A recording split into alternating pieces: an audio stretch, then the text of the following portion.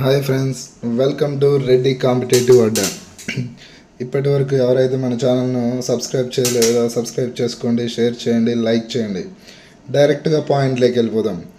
Group 2 అభ్యర్థుల కొత్త పంత ఏంటి? గ్రూప్ 2 అభ్యర్థుల కొత్త పంత నోటిఫికేషన్ రద్దు వైపు మొగ్గు, రీనోటిఫికేషన్ ముద్దు. నోటిఫికేషన్ రద్దు వైపు అయితే వీళ్ళు మొగ్గు చూపుతున్నట్లు సమాచారం. అలాగే రీనోటిఫికేషన్ కావాలని అంటున్నట్లు కూడా మనకు సమాచారం ఉంది. ఓకే, నెక్స్ట్ పాయింట్లోకి వెళ్ళిపోదాం. దీని గురించి మనం బ్రీఫ్గా డిస్కషన్ చేద్దాం. నెక్స్ట్ గ్రూప్ 2 అభ్యర్థుల కొత్త పంత ఏంటి అంటే, మొన్నటి వరకు రోస్టర్ పాయింట్ కేసు సాల్వ్ అయితే గవర్నమెంట్ రిజల్ట్స్ అనౌన్స్ చేసి అలాగే మెరిట్ లిస్ట్ ఇస్తే బాగుంటుంది అనేది మొన్నటి వరకు కొందరు అభిప్రాయపడ్డారు. కానీ ఈరోజు చూస్తే పరిణామాలు అయితే మారిపోయాయి. ఈ నోటిఫికేషన్ అయితే రద్దు చేసి రీనోటిఫికేషన్ ఇవ్వాలనేది అయితే ఒక ఏకాభిప్రాయం కిందకైతే రావడం జరిగింది. ఓకే, నెక్స్ట్ వచ్చేసి మనకి గ్రూప్ 2 రీనోటిఫికేషన్ అడగడం ఎంతవరకు కరెక్ట్? మన గ్రూప్ 2 అయితే రీనోటిఫికేషన్ అభ్యర్థులు అడుగుతున్నారు, అది ఎంతవరకు కరెక్ట్? దీని మీద కొందరి అభిప్రాయం అయితే ఇది కరెక్ట్ అని, కొంతమంది ఇలానే ప్రతిదాన్ని రీనోటిఫికేషన్ చేసుకుంటూ పోతే మధ్యతరగతి అభ్యర్థులు ఎవరైతే ప్రిపేర్ అవుతున్నారో వాళ్ళ ప్రిపరేషన్ భారం ఖర్చులు పెరిగిపోయే అవకాశం ఉంది, ఖర్చులు భరించలేకపోతున్నామనే వాదన కూడా ఉంది.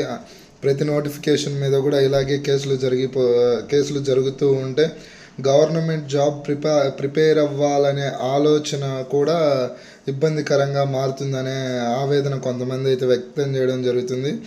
అలాగే రీనోటిఫికేషన్ కావాలని అడిగే వారి సంఖ్య ఎంత?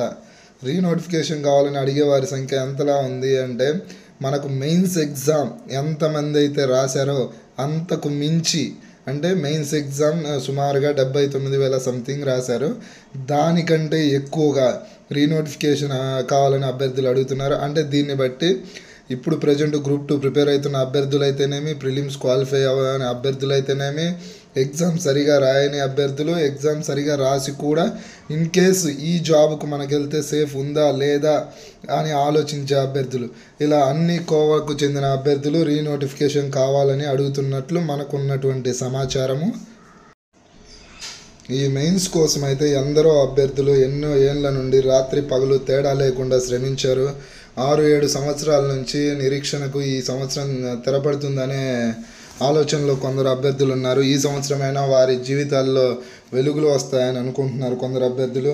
ఏది ఏమైనప్పటికీ కేసు సాల్వ్ అయ్యాక, ఏదైతే మనకు రోస్టర్ పాయింట్ కేసు ఉందో అది సాల్వ్ అయ్యి నోటిఫికేషన్ సజావుగా జరిగితే చాలా బాగుంటుంది అనేది మరికొంతమంది అభిప్రాయం కూడా ఉంది. ఇందులో ఫైనల్గా ఏం జరుగుతుంది అనేది మనం మార్చి 18 వరకు అయితే వేచి చూడాల్సి ఉంది. అలాగే ఈ వీడియో చూసే అభ్యర్థులు మీకేం కావాలి? నోటిఫికేషన్ రద్దు చేసి రీనోటిఫికేషన్ కావాలా, లేదా ఈ నోటిఫికేషనే సజావుగా జరగాలని కోరుకుంటున్నారా అనేది ఈ వీడియో చూసిన అభ్యర్థులు కామెంట్ రూపంలో మీ యొక్క అభిప్రాయాన్ని తెలియజేయండి. అలాగే ఇప్పటి వరకు నేను ఏదైతే చెప్పానో కంటెంట్, అది నా వ్యక్తిగత అభిప్రాయం మాత్రమే. ఎనీవే, మార్చి 18 అందరికీ అనుకూలంగా తీర్పు రావాలని కోరుకుందాం. అలాగే ఈ వీడియో నచ్చినట్లయితే మీరు మన ఛానల్ని సబ్స్క్రైబ్ చేయండి, లైక్ చేయండి, అలాగే షేర్ చేయండి.